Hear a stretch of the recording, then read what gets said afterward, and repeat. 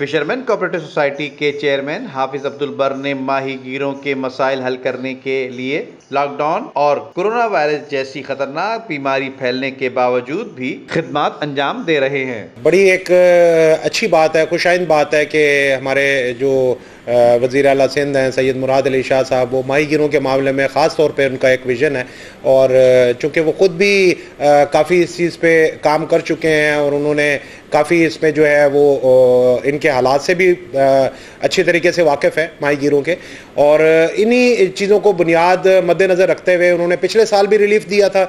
लेकिन पिछले साल अनफॉर्चुनेटली चूँकि कुछ हमारे जो एक्सपोर्टर एसोसिएशन है उनका कुछ एक एतराज़ था कि हमारी फैक्ट्रीज़ की जो है वो मेंटेनेंस प्रॉपर नहीं होती। लेकिन इस साल चूँकि आपने देखा कि सिर्फ एक कोविड-19 वाला मामला नहीं था, इसके अलावा भी हमें मुख्तलिफ़ किस्म के मसाइल का सामना रहा। जैसे एक सुपर साइक्लोन था, इससे पहले एक समुद्री एक तूफान का हमें सामना था, फिर उससे पहले डीप सी फिशिंग पॉलिसी वाला मामला था।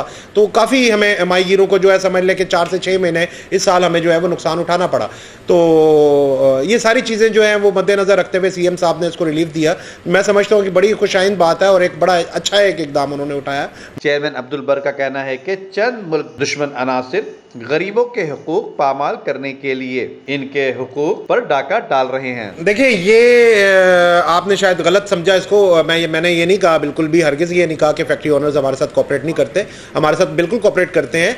लेकिन मैंने आपको ये बताया था कि जैसे पिछले साल सीएम साहब ने जून का एक हमारी माहीगीर तंजीम है नीफा, और उसकी तरफ से एक दरख्वास्त गई थी और सीएम साहब ने उसकी दरख्वास्त के ऊपर 1 महीने का रिलीफ दिया था। लेकिन फैक्ट्री मालकान का ये कहना था कि ये 2 महीने हमें जो है वो हमारी अपनी फैक्ट्रीज की मेंटेनेंस के लिए चाहिए होते हैं, जो कि एक वैलिड रीजन था उनका। लेकिन उस पर हमें जो माहीगीर तंजीमों को इतराज़ात थे वो ये थे कि चूंकि फैक्ट्री जो एक्सपोर्टर एसोसिएशन है वो भी एक तंजीम है और इनके साथ हमारे साथ एक मुंसलिक एक उनकी यूनियन है, तो इनका ये इतराज़ था कि जी हमें एतमाद में नहीं लिया गया था। तो इसकी वजह से थोड़ी सी इनके साथ बदमज़गी हुई थी। लेकिन ऐसा नहीं है कि हमारे साथ नहीं है। अब अल्हम्दुलिल्लाह इस साल एक्सपोर्टर एसोसिएशन ने भी हमें लेटर लिखा कि आप जो है इस मामले में रिलीफ दें।